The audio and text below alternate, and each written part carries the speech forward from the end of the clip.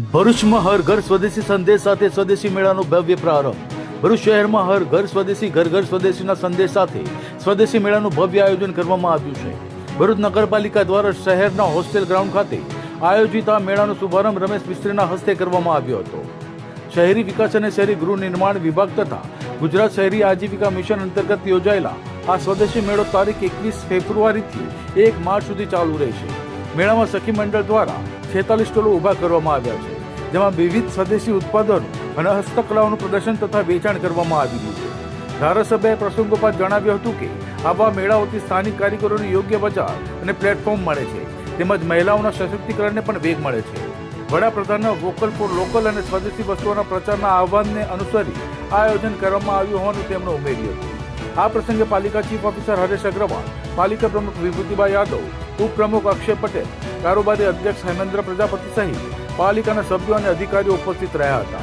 રાજ્ય સરકારના શહેરી વિકાસ વિભાગની સૂચનાથી ભરૂચ નગરપાલિકા દ્વારા આજે શહેરના મધ્યમાં હોસ્ટેલ ગ્રાઉન્ડ ઉપર સ્વદેશી મેળાનું આયોજન થયેલું છે।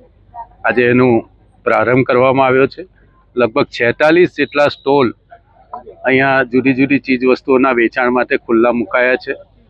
આ મેળાની વિશેષતા એ છે કે ભરૂચ શહેર અને જિલ્લાની જ જે એસએસસી ગ્રુપ સાથે જોડાયેલી બહેનો જિલ્લા ઉદ્યોગ કેન્દ્ર દ્વારા સરકારની જુદી જુદી યોજનાઓ દ્વારા અપાતી જે સહાય છે એ સહાયમાંથી વ્યવસાય કરતી બહેનો એમને જ આ ફાળવવામાં આવ્યા છે અને નિઃશુલ્ક ફાળવવામાં આવ્યા છે। આ મેળો 10 દિવસ ચાલવાનો છે। 1 માર્ચે પૂરો થશે। સવારે 10 થી રાત્રે 10 વાગ્યા સુધી ભરૂચ શહેરના નાગરિક ભાઈઓ બહેનોને મારી વિનંતી છે કે આ સ્ટોલની મુલાકાત લે અને અહીંયા જે ઘર બનાવટી ચીજ વસ્તુઓ બનાવવામાં આવી છે એસએસસી ગ્રુપની બહેનો સાથે, એમને વધારે તાકાત મળે, એમની આર્થિક સ્થિતિમાં વધારો થાય, મજબૂત બને, એટલા માટે પણ આપણે એને પ્રોત્સાહન આપીએ।